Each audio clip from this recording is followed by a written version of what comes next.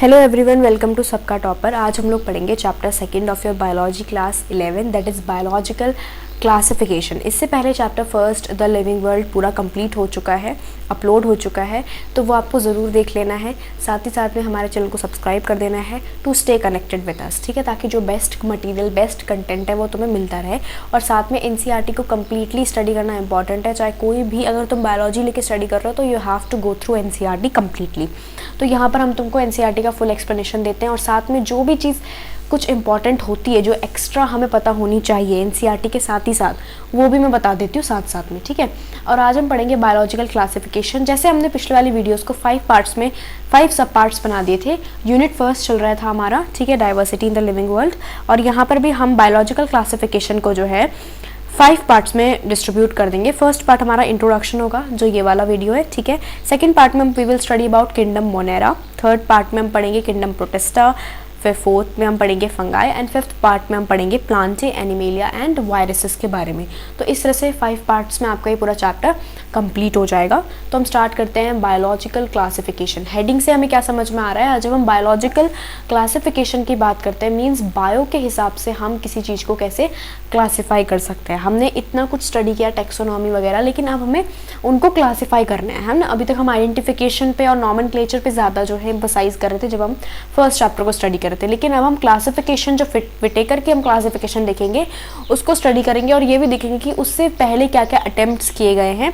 पहले 2 kingdom classification हुआ है, फिर 3 किंगडम हुआ है, फिर 5 किंगडम हुआ है। तो जितना आपका इसमें दिया रहेगा मैं उतना आपको समझा दूंगी। और सबसे इंपॉर्टेंट तो आर.एच. विटेकर का 5 किंगडम क्लासिफिकेशन है, उसको तो हमें डिटेल में स्टडी करना है इस पूरी यूनिट में, जो आपका यूनिट फर्स्ट चल रहा है।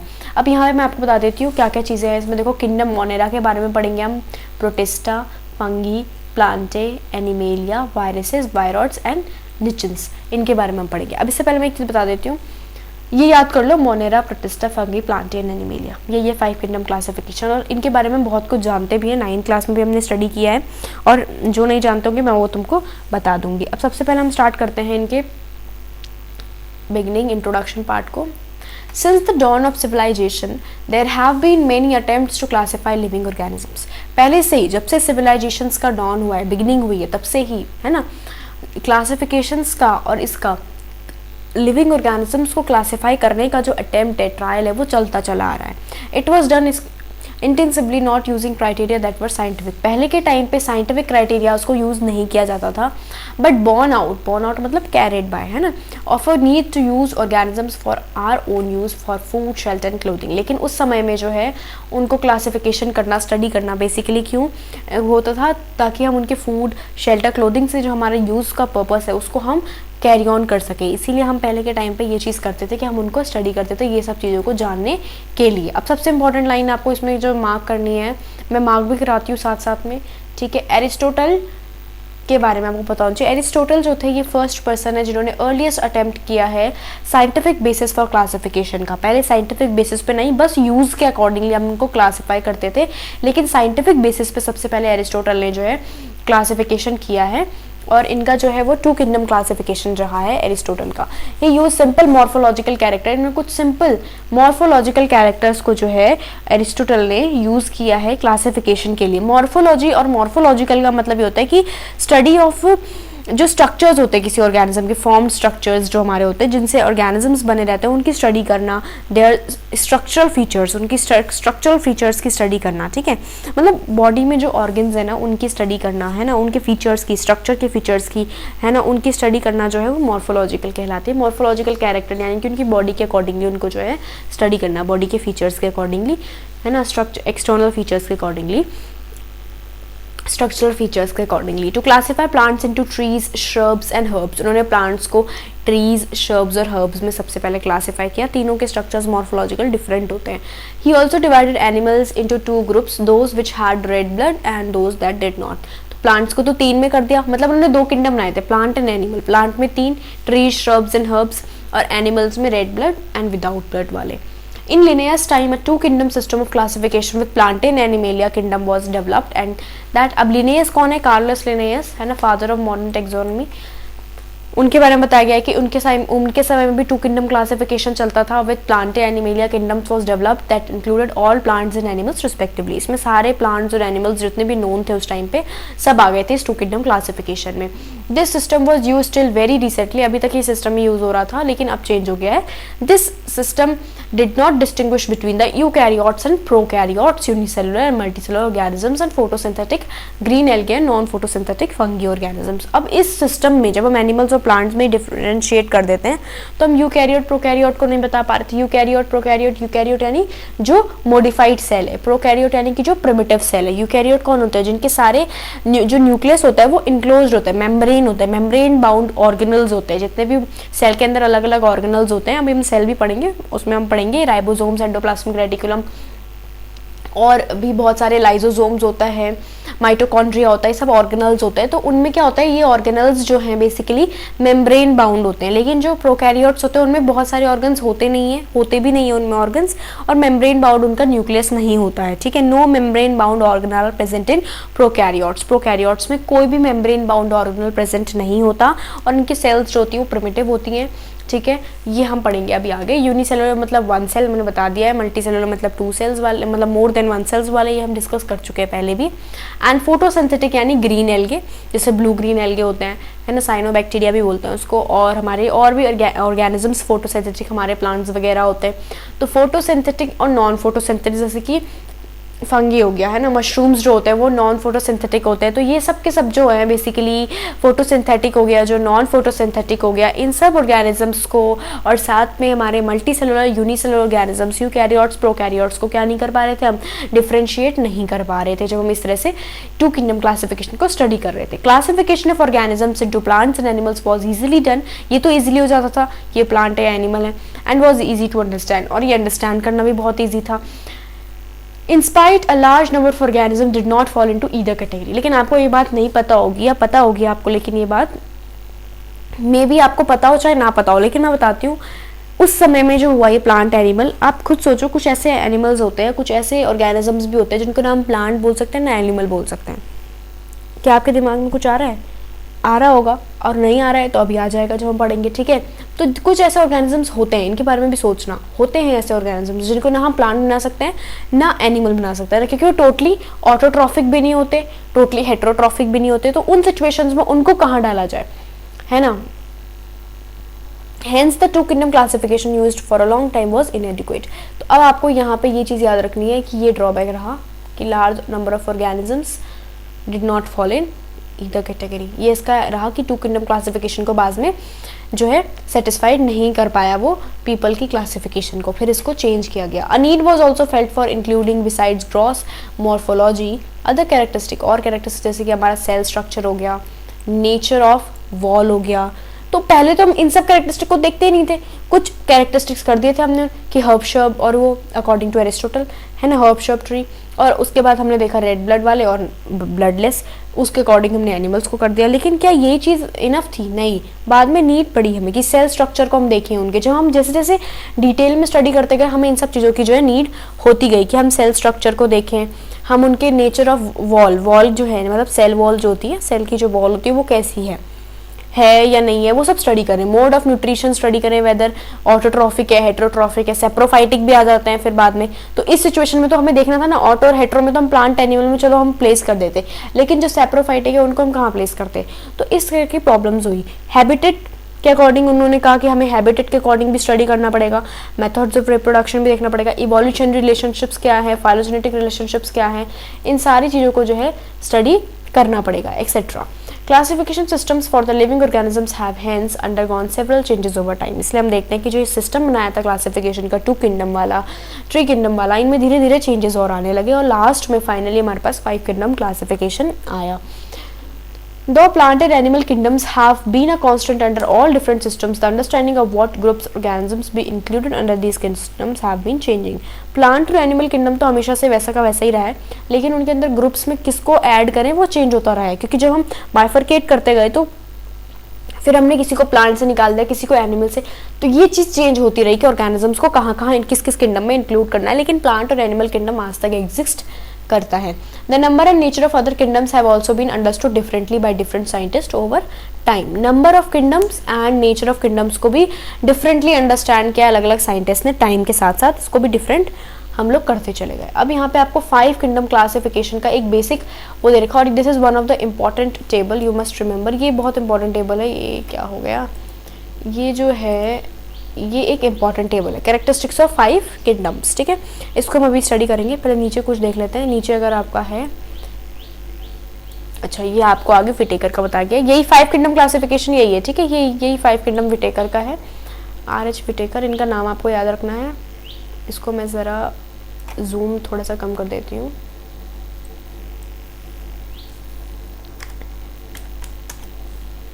वन 150 पे देख लेते हैं, ठीक है।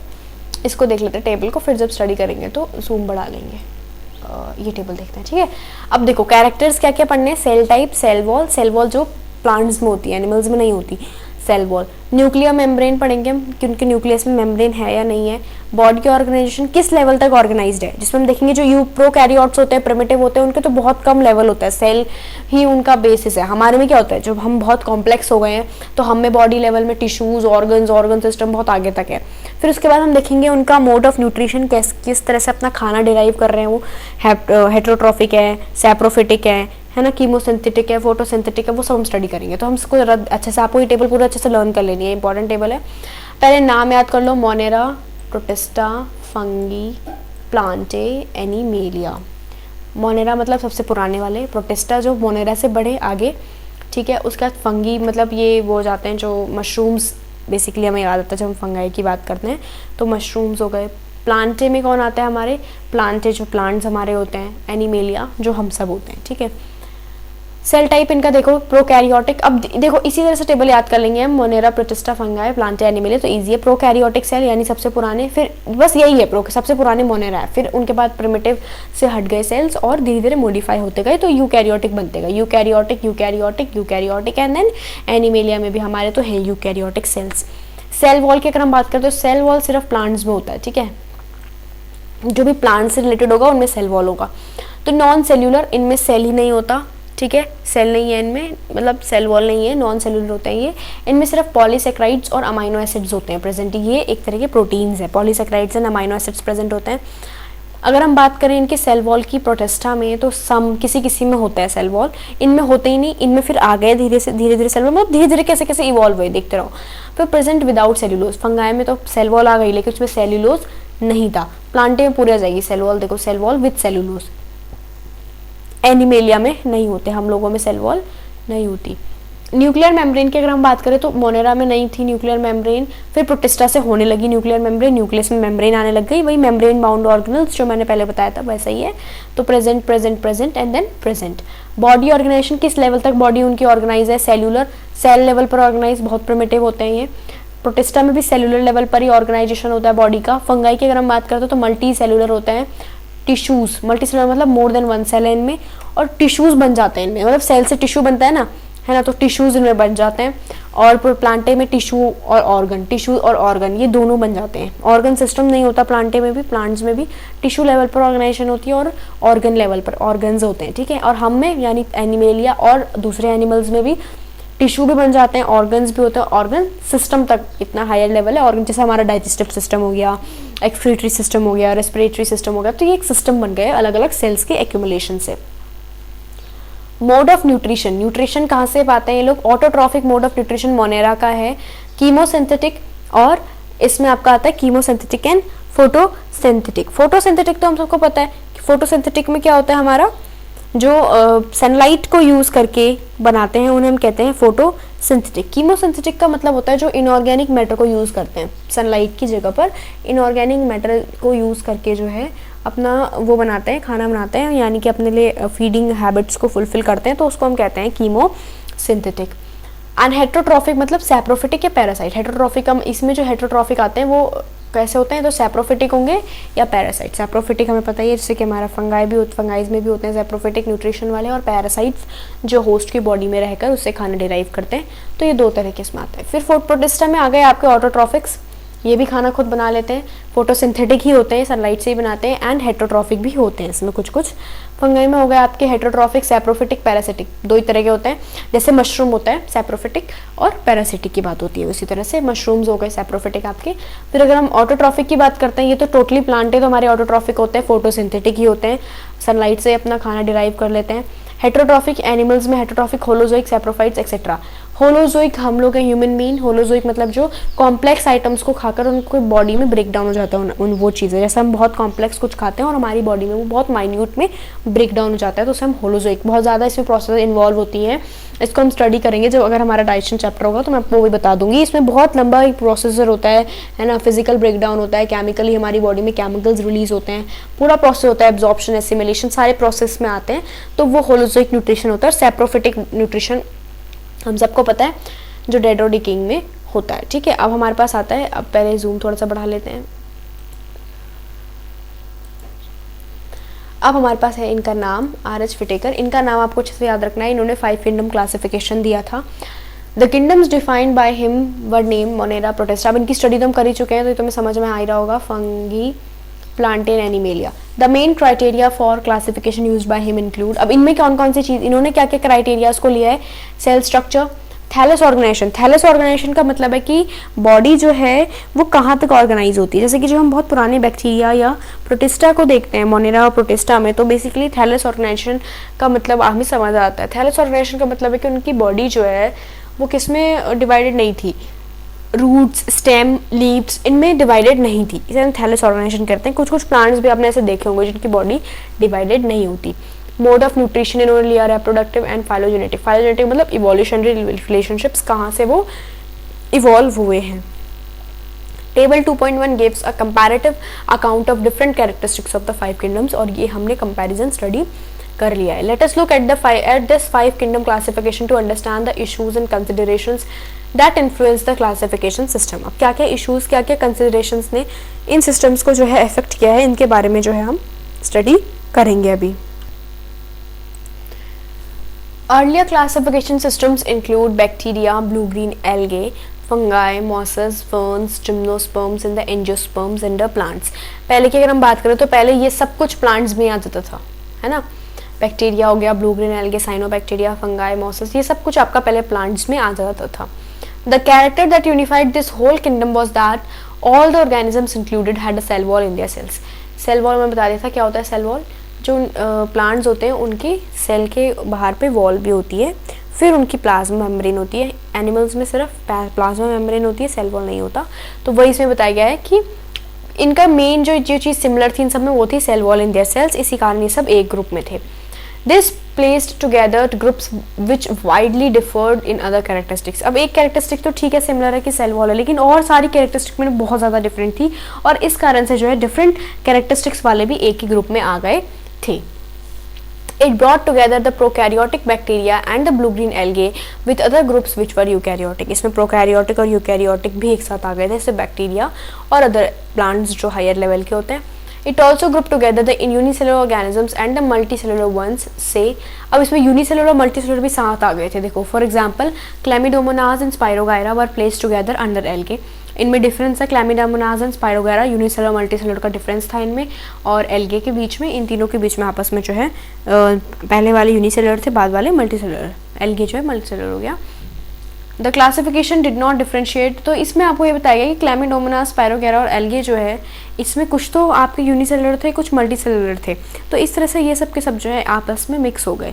The classification did not differentiate between the heterotrophic group fungi and autotrophic green plants, दो they also showed a characteristic difference in their walls composition। The fungi had chitin। अब आपको ये वर्ड याद रखना है, इस पे chitin वर्ड याद रखना आपको। in their walls, इनके walls में chitin होता है, while the green plants had a cellulosic cell wall। cellulose नहीं होता, fungi में chitin होता है। when such characteristics were considered, the fungi were placed in a separate kingdom। जब ये पता चला तो फिर फंगी को एक सेपरेट किंगडम दे दिया, kingdom Fungi. All prokaryotic organisms were group together under kingdom Monera. सारे प्रोकैरियोटिक ऑर्गेनिजम्स को जो है मोनेरा में डाल दिया गया एंड यूनिसेलुलर प्रोकैरियोटिक ऑर्गेनिज्म में प्लेस द किंगडम प्रोटिस्टा। और जो यूनिसेलुलर यूकैरियोटिक है, मतलब सेल्स तो यूकैरियोटिक हो गए और हैं खुद यूनिसेलुलर, तो उनको प्रोटिस्टा बनाया गया। तो ये आपको याद रखना है कि मोनेरा प्रोटिस्टा में यही डिफरेंस है कि प्रोकैरियोटिक और यूकैरियोटिक का। Kingdom Protista has brought together Chlamydomonas, इसमें क्लैमिडोमोनास आ गए, Chlorella earlier placed in algae with in plants and both having cell walls. तो इसी कारण से पहले इसको जो है एल्गे में डाल दिया गया था with Paramecium and Amoeba, Paramecium Amoeba में which were earlier placed in animal kingdom, इनको एनिमल किंगडम में डाल दिया गया था, लेकिन अब सब ये सब प्रोटिस्टा में आ गए which lack it. It has put together organisms which in earlier classifications were placed in different kingdoms। अब इससे क्या हुआ कि जो अलग अलग किंगडम्स में थे उसके वो भी अर्लियर जो है डिफरेंट किंगडम्स में है ना, it has put together organisms which in earlier classification placed in different kingdoms. पहले कुछ डिफरेंट किंगडम्स के ऑर्गेनिजम्स भी अब एक ग्रुप में आ गए। तो ये अकॉर्डिंग ग्रुपिंग अलग उससे हुई है, इसी कारण से ऐसा हुआ है। क्लासिफिकेशन के क्राइटेरियाज चेंज हो गए, इस कारण ऐसा हुआ है। This happened because the criteria for classification change, ये इसलिए हुआ क्योंकि क्लासिफिकेशन का क्राइटेरिया जो है वो चेंज हो गया। This kind of changes will take place in future too depending on the improvement in our understanding of characteristics and evolutionary relationships. इसीलिए जो है इवोल्यूशनरी रिलेशनशिप्स को, कैरेक्टरिस्टिक्स को देखते हुए ये सारी चीज़ें आगे भी फ्यूचर में चेंज हो सकती हैं, जैसे जैसे हम स्टडी करते जा रहे हैं डिटेल में। Over time an attempt has been made to evolve a classification system which reflects not only the morphological, physiological and reproductive similarities but it is also phylogenetic, that is it is based on evolutionary relationships. अब ऐसा attempt भी करा जा रहा है कि सिर्फ morphological या रिप्रोडक्टिव सिमिलैरिटीज़ को देखते हुए फिजियोलॉजिकल सिमिलैरिटीज़ कोई नहीं, उनकी फाइलोजेनेटिक उसको भी देखा जाए। फाइलोजेनेटिक मतलब उनके कहाँ से इवॉल्व हुए हैं, इस अकॉर्डिंग भी उनकी ग्रुपिंग की जाए। तो इसको भी अब स्टडी, इसमें भी अटेम्प्ट्स हो रहे हैं। In this chapter we'll study characteristics of kingdom Monera, Protista, Fungi of the Whittaker system of classification. The kingdom Plantae and Animalia commonly referred to as plant and animal kingdom respectively will be dealt with separately in chapter 3 and 4। 3-4 में हम इन दो को पढ़ेंगे, plant या animalia. इससे पहले इन तीनों को हम पढ़ लेते हैं, मोनेरा, प्रोटिस्टा एंड फंगी के बारे में, जो व्हिटेकर सिस्टम ऑफ क्लासिफिकेशन में हैं। तो थैंक यू वेरी मच, आपने पूरी वीडियो को अगर देखा है तो, और आपको पीछे की भी सारी चैप्टर फर्स्ट को भी देखना है, आगे किंगडम मोनेरा को हम स्टडी करेंगे, ठीक है, उसको भी आपको देखना है। एंड हमारी जो मेहनत है उसके लिए आपको हमारे चैनल को सब्सक्राइब करना है, लाइक करना है। अगर आपकी कोई भी क्वेरी है तो कमेंट करना है, कोई भी मॉडिफिकेशन के लिए सजेशन देना चाहते हो तो आपको कमेंट करना है, ठीक है। Thank you so much.